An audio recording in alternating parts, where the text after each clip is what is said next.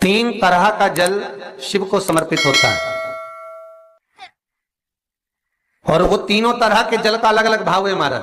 पहला जल सादा, घर से पानी लेकर गए, जल लेकर गए, शंकर को चढ़ाया, वो हमने घर का अपना एड्रेस बता दिया, भगवान शिव को जल चढ़ाकर अपने आनंद के लिए शंकर से कुछ प्राप्त कर लिया। दूसरा जल, जल के कलश में थोड़ा सा इत्र डालकर शंकर को जब समर्पित करते हैं तो महाराज घर में अगर कोई व्यक्ति बहुत रोगीला है, बहुत रोगीला, एक शिव महापुराण में, स्कंद पुराण में, नर्मदा पुराण में, भविष्य पुराण में, अग्नि पुराण में, नारद पुराण में, बरहा पुराण में, वामन पुराण में जितनी चीजें लिखी गई है एक एक प्रैक्टिकल कर देखो तो शिव महापुराण, स्कंद पुराण का ये भाव याद करिए कि एक लोटे पानी में इत्र मिलाकर, जल में इत्र मिलाकर, बहुत रोगीला व्यक्ति, बहुत बीमार व्यक्ति है, एक लोटा पानी उसका हाथ का स्पर्श कराकर शंकर को चढ़ाना प्रारंभ कर दीजिए। महाराज केवल 5 या 7 दिन चढ़ाओ और वो 7 दिन के बाद में उस बीमार व्यक्ति का क्रम देखिए कि उसमें कितना आराम लगा है। औषधि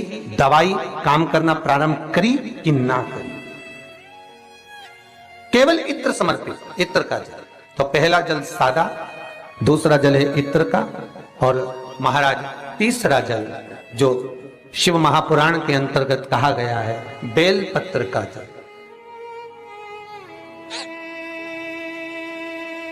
तीसरा जो जल है वो बेलपत्र का जल। बेलपत्र का जल कैसा? तो महाराज शिव महापुराण की कथा कहती है कि जल के पात्र में एक बेलपत्र अंदर डालकर उस जल के पात्र को ले जाकर शिव को समर्पित करना, अर्थात अपनी मन की कामना भगवान शंकर से कह देना, केवल बेलपत्र के माध्यम, बोलना नहीं है हमको, कुछ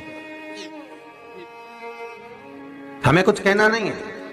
3 तरह का जल का जो व्याख्यान वर्णन किया गया, एक सादा जल जो भगवान को कहा, आपने अपना एड्रेस बता दिया, आपने अपने मन का भाव बता दिया। इत्र का जो जल चढ़ाया गया वो केवल रोग मुक्ति के लिए चढ़ाया गया। और तीसरा बेलपत्र, अगर उस जल में एक बेलपत्र भी पड़ी हुई है और वो बेलपत्र पड़ा हुआ जल आप जिस भाव से चढ़ा रहे हो, जिस कामना से चढ़ा रहे हो, शंकर वो कामना आपकी पूर्ण कर। इस वीडियो को लाइक करें, हमारे चैनल को सब्सक्राइब कर बेल आइकन जरूर प्रेस करें।